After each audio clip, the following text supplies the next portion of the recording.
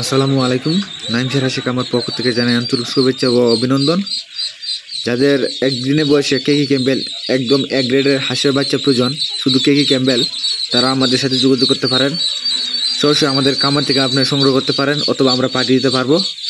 আজকে আমি এই ভিডিওতে হাঁসের রোগ প্রতিরোধ টিকা প্রয়োগের কর্মসূচি প্রকাশ করবো, অর্থাৎ কীভাবে আপনি কোন সময় কতদিন পর ডাক প্লেগ ভ্যাকসিন এবং ডাক কলেরা ভ্যাকসিন দিবেন তার সম্পর্কে কিছু আমি বিস্তারিত বলবো।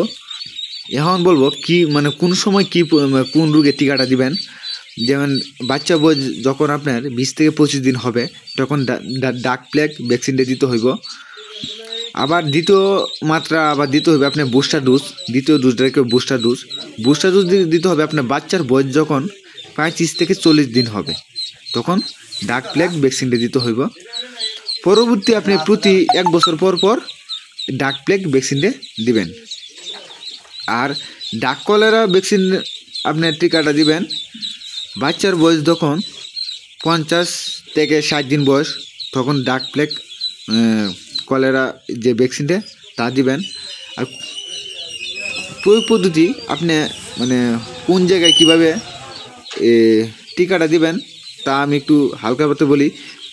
প্রতিটি টিকা বীজের বায়াল 100 মিলি পরিশোধিত পানিতে মিশিয়ে প্রতি হাঁসকে 0.1 মিলি করে বুকের মাংসে বা রানের মাংসে ইনজেকশনের মাধ্যমে প্রয়োগ করতে হবে। এই ডাক প্লেগ ভ্যাকসিন যে ভ্যাকসিনটা।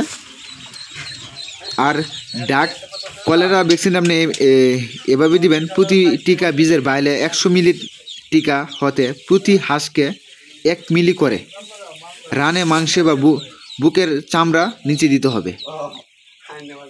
আর অবশ্যই যারা আমাদের এই চ্যানেলটিকে সাবস্ক্রাইব করেননি তারা আমাদের এই চ্যানেলটিকে সাবস্ক্রাইব করে আমাদের সাথে থাকবেন।